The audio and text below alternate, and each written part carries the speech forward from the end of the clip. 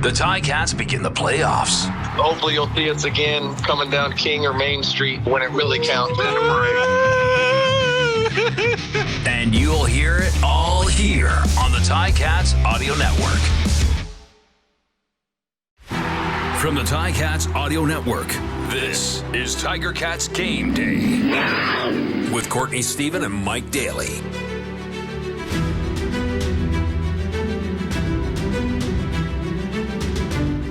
Welcome back to another episode of Tiger Cats Game Day on the Ticats Audio Network. It's October 29th. We are finally here. It's the end of the season. And my name is Courtney Stephen, and not the usual wingman. Mike Daly is somewhere knee-deep in a playbook, but I am joined by the sultry tones of Luke Tasker. Luke, how we doing this morning, man? Court, good morning, man. I'm excited for game day.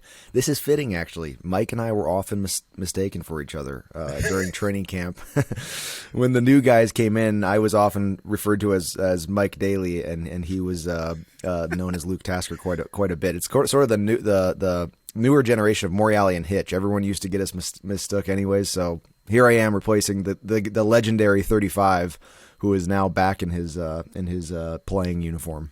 That's hilarious. Now, I got to ask you, do you think that he had this plan the whole time? Do you think that joining Ticats Audio Network was just a way to get out of training camp and a bunch of red-eye flights over the summer? Or well, I mean, he kind of let that plan run a long way until he actually pulled the trigger there. He's a genius, though, man. I mean, that is a smart way to play playoff football again, which is the best time of every football player's life.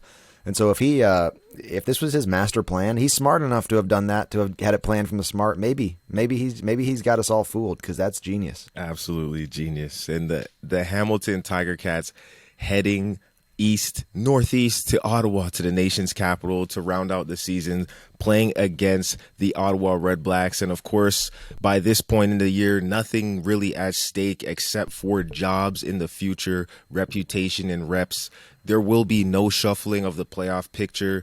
There will be nobody going in or coming out other than in the depth chart. So why don't we just jump right in and start talking about these lineups? And before we talk about specific players, at this point in the year, Luke, it's really a battle between resting up and staying hot. The Ticats won 4 of their last 5. They are on a streak right now. It's a much needed streak, especially considering the way that they began this season.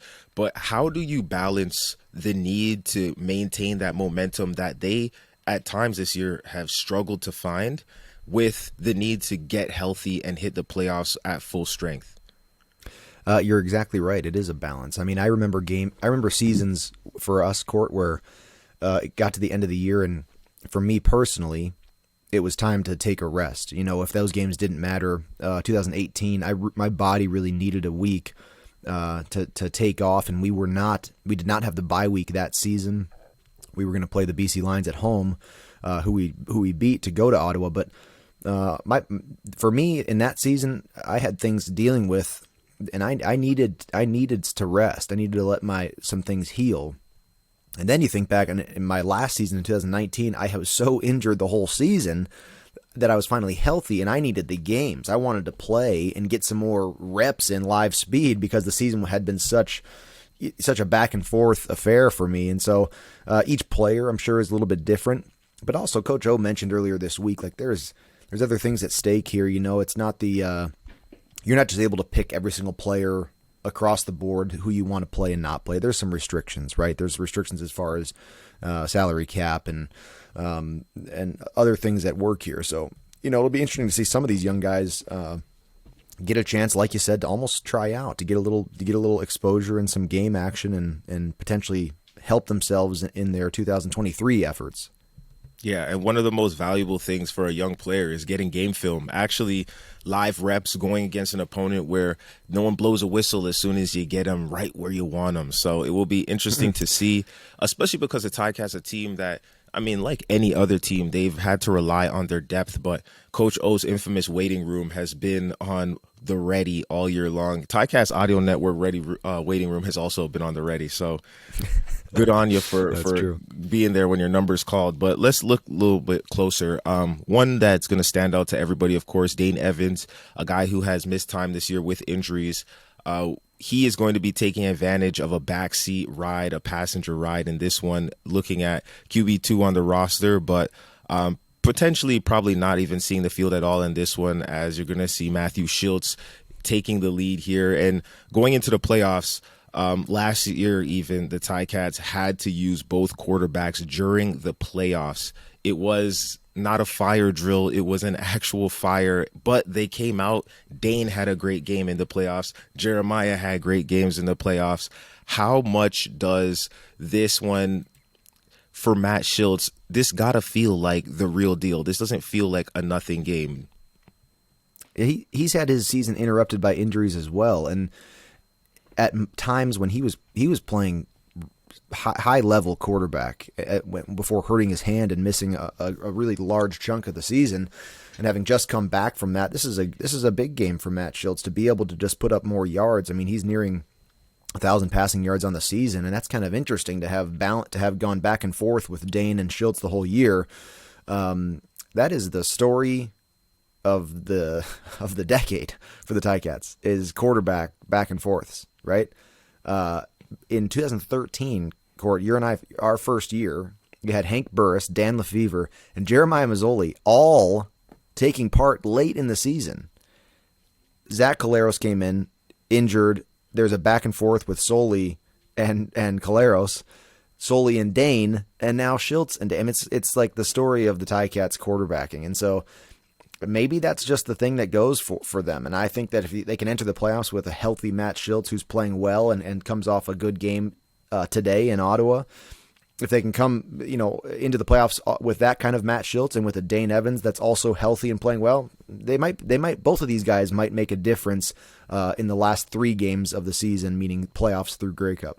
Yeah, and it's got to give a little bit more confidence to everybody in that locker room when a quarterback like Matt Schultz hits the field and you know that you've seen him in live action getting the job done. That just does a lot to expand the playbook that he's offered, and also, the morale of the team really revolves around certain make or break moments. And when the starting quarterback is in or out of the game, that can do a lot to lift you or give you just a little itty tiny bit of doubt. So great to see Matt Schultz getting his reps in there.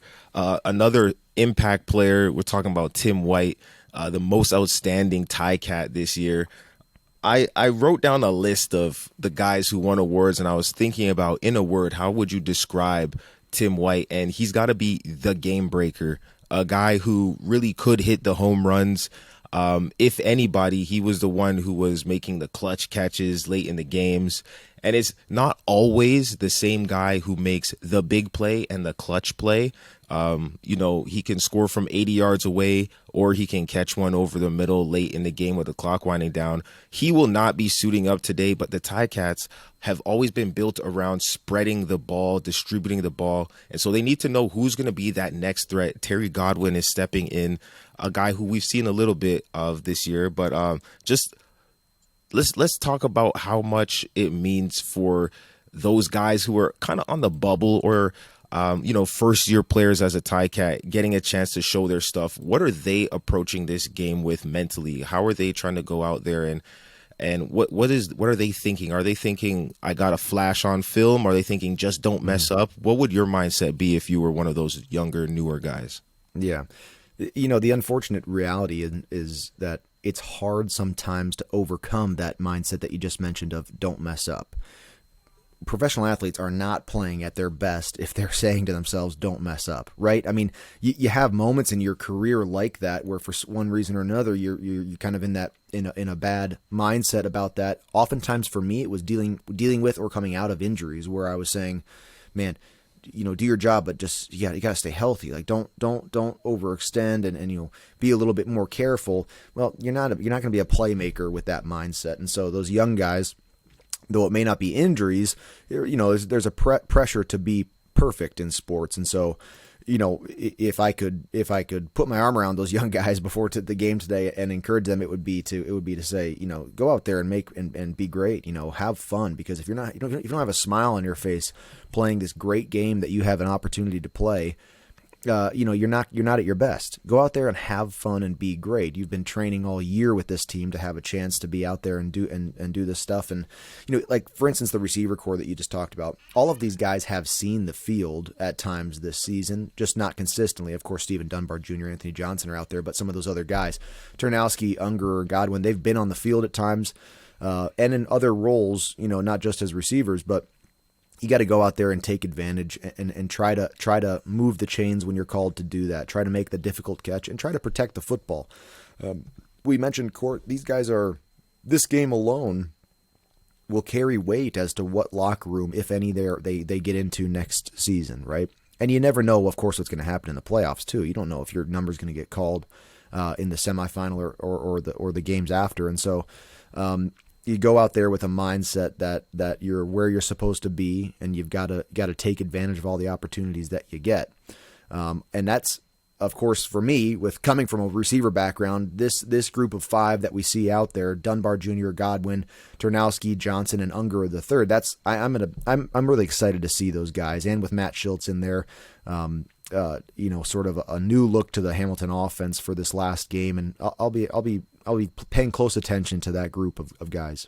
Yeah, and when the QB2 gets in the game, you almost sometimes see, depending on the personality of the quarterback, you could almost see the ball distributed a little bit more evenly. Not that Dane really has a main go-to guy. I know Tim White obviously had the most receptions out of anybody, including everybody. And Schiltz and Tim White had a substantial connection earlier too, and so now Schiltz will have different guys to work that around. But that's kind of an interesting storyline as well. Yeah, so it'll be good to see the mix, the chemistry, the baking soda and vinegar making a nice little explosion on that field, hopefully. And speaking of explosions, there's another guy on the field, Wes Hills. He had an amazing run for about 3 games. Suffered a quad contusion, which to the layperson might be like, you bumped your leg, but I promise you, that's not your everyday contusion you get bumping into the dining room table. These are big guys running around laying the weight on each other. So it will be good to see him back in the game. The 3-headed monster in the Ticats backfield with Sean Thomas Erlington, Don Jackson, and Wes Hills has really been a problem, and I think it's been evolving the character of this Ticats offense, which is traditionally spread them out, run and gun, throw the ball 60 times a game. Wes Hills brings a different dynamic to this offense and forces defenses to prepare differently. Does Wes Hills have an impact going into the playoffs, or do we see more of that traditional air it out offense from the Ticats, do you think? No, I think they've started to, in the last month and a half of football, started to really rely on the run game, which is something not that they didn't want to do. They couldn't do that early in the year. That wasn't an option for them. They had to win games in the air. And Wes Hills, and he's had a few great games, but the offensive line has developed as well. And there's changes this week to that group as well. You've got 2 rookie tackles in on either side, and we'll see how that plays into the mix. But Wes Hills has made a difference, and it seems to me like maybe it's just, it's a symbiotic relationship. I mean, the offensive line benefits from Wes Hills running, and of course Wes Hills' run game is benefiting from that offensive line and their cohesiveness and their communication. And so it's been just a journey for the Ticat run game, and they've kind of needed it. I mean, they've won games late in the season without great passing success. Example A, last week at Tim Hortons Field against Ottawa, who they're playing again tonight. I mean, that was not a beautifully impressive passing game. The first half was really almost no passing success, and so the run game had to be there for them, and it's done that. And so I expect Wes Hills to be a meaningful, impactful player in the playoff stretch, as well as tonight. And I think he's one of those guys where, you had to miss for that quad contusion. And to your point, Court, I tore both my quads in my career, and I'm still dealing with the repercussions of those. And so it's not you get, every injury is tough, and the worst one to have is the one that you have right now. And so he's dealing with that. But to have this game before entering the playoffs for him to just get back into it a little bit, I think is helpful.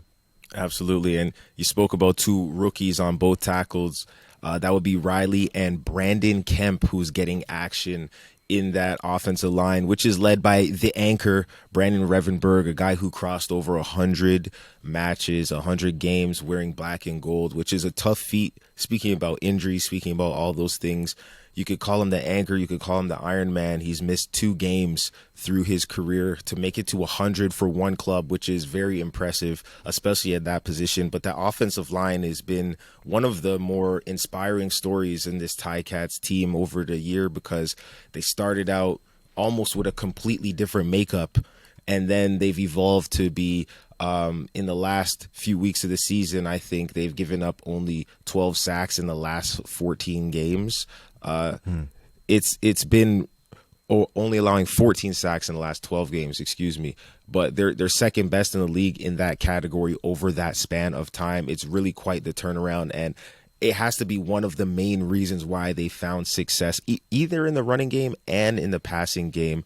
Brandon Revenberg, though, he's a guy who will indeed be dressed to play, dressed to kill.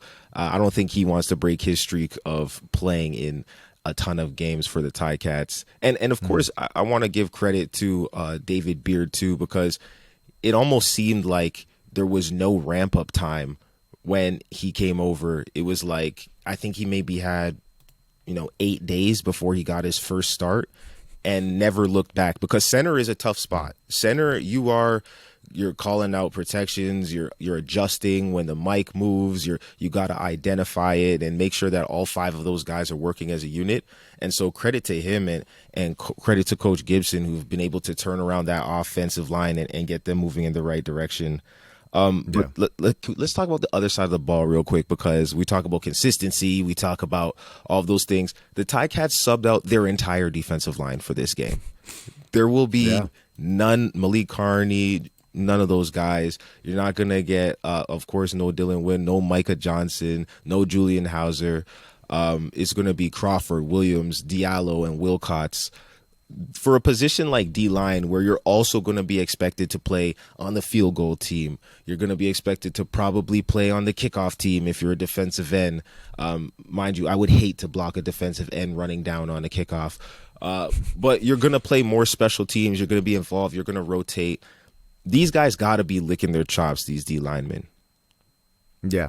I mean, and this is a game, that position group specifically, these guys, this is their chance to put some film on, because you've been sitting behind, some of these guys have been sitting behind a very impressive defensive line, the best defensive line in the run stop in this year. And in the second half of the season, they've started recording more and more sacks in each game that they've played. And so, this is specifically a group of young players who hasn't really had a great chance to be out there. Of course, we saw Wilcots make a play in these recent weeks, and Mo Diallo's been out there as well. You got to go out there and try to not have any apparent lag in what has been the production from your position group. Can you fill in and have just as high a production as that starting group has had this year, which has been very, very impressive? And they've recorded the sacks, and they've at times they've kept teams to net running yards of less than 30 yards.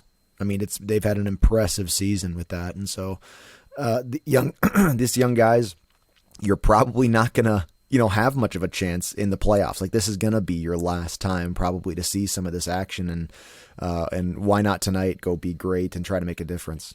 Yeah, and that incredible D line is a big reason why Jovan Santos Knox, I called him the bouncer, because when they wear that illustrious black and gold at Tim Hortons Field, the opponent comes in with their white jerseys, and he repeatedly over and over again said no white tees in Tim Hortons Field, and threw running backs, receivers, and quarterbacks out of the playing field.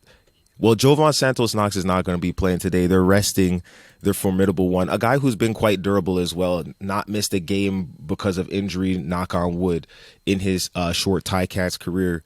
But Kyle Wilson, he will be at the Mike position. We saw him play. He spelled Simone Lawrence when Simone was out, playing the Will position. Now he's moving into the Mike position in the middle linebacker spot. They're not the exact same, but in this defense, Kyle Wilson seems to be the next guy up, regardless of who goes down. What's a guy like Kyle Wilson bring to this team. I was so impressed with his speed in the open field when he was in for a handful of games in a row there for, like you said, Simone, when he was out with his injury. I thought he has a really exceptional ability to close space out and come up to make a tackle quickly. And so now he's at that Mike position.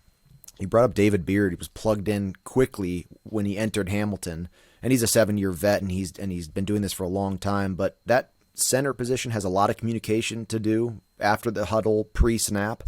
Mike linebacker has some of that as well. And then you go in my opinion, it's the defensive secondary follows the offensive line as far as how much communication they have to actually get out with each other prior to the snap of the ball. Those two groups are a lot. And then the Mike linebacker falls into that as well. He's got a lot of things to figure out. And so for him to be able to plug and play from Will, where he was for most of the season, and I thought did a spectacular job there, to now go over to Mike, just that lineup itself shows some trust that he's got with this Ticats team. And he's showed up all year in places where he's been called to make special teams and defense. And so that's a guy, in my opinion, it seems to me like the Ticats have a long-term plan for a guy like Kyle Wilson, and it seems like they should. I've really enjoyed watching him play, and I'm excited to do that again tonight. Absolutely. I love some tough, fast, physical football, and Yes. that's Coach O's brand, right? Smarter, faster, more physical. That's been the mantra this season, and he's definitely a guy who's bought into that. At Hold this on, point... let me see this. It wasn't even planned to this. Look at this. I know only the YouTube watchers can okay, see I that. see you with the threads. Smarter, faster, that more great? physical. You can't We fake didn't even it. text about that. We didn't even plan that, and you set me up perfectly for it. There you How go. about that? There you go. We're on one accord, and this is perfect because I think the trend has been this year for the Ticats. It's a tale of two seasons, or whichever metaphor you want to use. But getting to the end of the year, instead of talking about the trend of the last couple of weeks, thinking about the overall trend of where this team is going. Last two seasons, finalists, participation ribbon in the Grey Cup. They want to turn that around. And I think in my years watching the CFL participating, it hasn't necessarily been the team with the most wins and the least losses in the regular season that's always won. Of course, sometimes it is, but it's typically who is healthiest and who is hottest going into the playoffs. Right now, the Ticats have got a lot of their guys back who were missing earlier in the season, and they've won 4 out of the last 5 against some very tough, well, mainly Western opponents, actually, beating the likes of Calgary and Winnipeg and a couple others. So the trend of this team as a whole, how would you describe the Ticats right now and where they're at entering into this final, they call it a nothing game, but how would you describe the trend as a whole for the Ticats right now and where they stand going into this playoffs and into this last week of the season? Well, I love looking at a team or the game in general from the 5,000-foot view. Like I just think I think there's more interesting things when you zoom out and look at what's happened in the journey of this team. As a player in the CFL, I often thought you get to the end of October, training camp and preseason, it feels like a lifetime ago. Like you were different as a person back then, and as the way you were playing, the way you were thinking about the game. It was a lifetime ago. This team shows that. Like that was a different team playing back in June and July than what they're doing now. Turnovers have been an issue for this team throughout the season, and including this last game against Ottawa. But the crazy thing about it is they've won 3 of their 7 wins have come in games where they've turned the ball over more than their opponent. It's a double-edged sword because that's bad. You don't want to turn the ball over. You got to fix that problem going into the playoffs. But it does show some resilience and some ability to overcome adversity in doing that. I mean, they overcame a defensive touchdown that Ottawa forced on them last week. That's a big play to overcome and come out with a win. And 3 times they've overcome their own turnover ratio, their own negative turnover ratio. For instance, Ottawa has never won a game this year if they've turned the ball over more than their opponent. They haven't found that resilience. And again, double-edged sword. I know it's not a good thing to turn the ball over and then win. You got to fix that. But again, they weren't doing that early in the year, and they found ways to win games while doing that. Offensive production. They had to pass for 450 at least if they were going to win a game in July this year. they found ways. Wes Hill's entered the mix. They found ways to win games. Their defense has been outstanding. The first half last week in Ottawa, their defense, I mean, it was a brick wall. There was no success to be had against the Hamilton defense, and there's been times in the season where if one unit of the game, special teams, offense, or defense, was struggling, giving up big plays, well, the other units, rallied and were able to hold the game together. It's just a journey, and you got to be proud of that as a Ticat player and as Orlando Steinauer and their coaching staff. You got to be proud of the ways that this team has found to win, which has not always been expected or straightforward. They had their one game against Winnipeg, of all teams, the best team in the league this year. That was the most beautiful football game that they played all year in terms of just all three phases were just really, really doing everything right. I mean, they were passing, they were running, their special teams was dominating, and their defense stopped Zach Collaros and that offense really effectively. Other than that, they've had 6 wins where something's gone wrong each time, but they've overcome it. And so I think it's a resilient football team, man. I really do. And it's not perfect, and they're going to have to play more mistake-free to win in the playoffs, truly. To be honest, they're probably not going to win a playoff game with the production that they had last week against Ottawa at home, but they found a way to win that game. And so you never know how they're going to do that. We'll see, but I think it's a team that's been able to kind of find a way no matter how ugly or how unexpected it is. Yeah, and you spoke to them needing to have a huge game in the air mid-season just because of the way that the roster was composed. But 2 critical changes since then, of course, the return of the return man, Lawrence Woods III. He makes a huge impact on what this team is capable of doing and the options that are available to them.